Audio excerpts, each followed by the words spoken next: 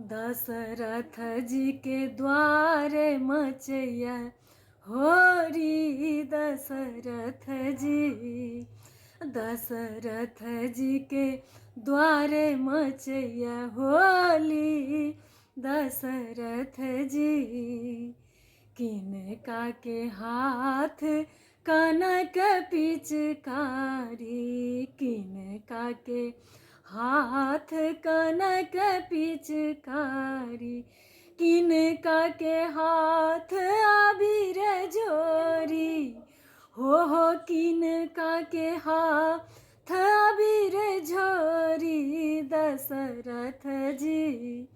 दशरथ जी के द्वारे मचैया होली दशरथ जी।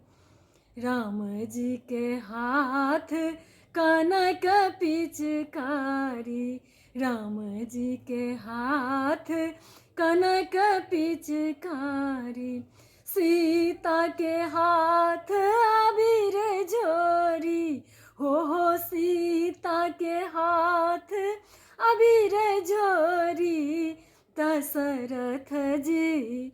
दशरथ जी के द्वारे मचैया होली दशरथ जी। किनका के पहिरन पियर पीताम्बर, किनका के पहिरन पियर पीताम्बर, किनका के पहिरन कुसुम सारी हो किनका के पहिरन कुसुम सारी दशरथ जी। दशरथ जी के द्वारे मचैया होली दशरथ जी।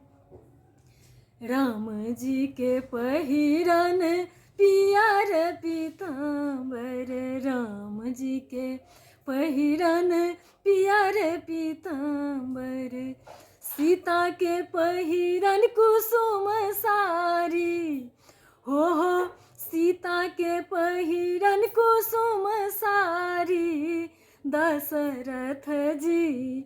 दशरथ जी के द्वारे मचैया होली दशरथ जी। किनका के भोजन माखन मिसरी हो, किनका के भोजन माखन मिसरी, किनका के भोजन खीर पूरी हो किनका के भोजन खीर पूरी दशरथ जी।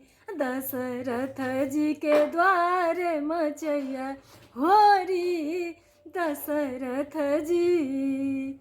राम जी के भोजन माखन मिसरी, राम जी के भोजन माखन मिसरी, सीता के भोजन खीर पूरी हो सीता के भोजन खीर पूरी दशरथ जी। दशरथ जी के द्वारे मचैया होरी दशरथ जी। दशरथ जी के द्वारे मचैया होरी दशरथ जी।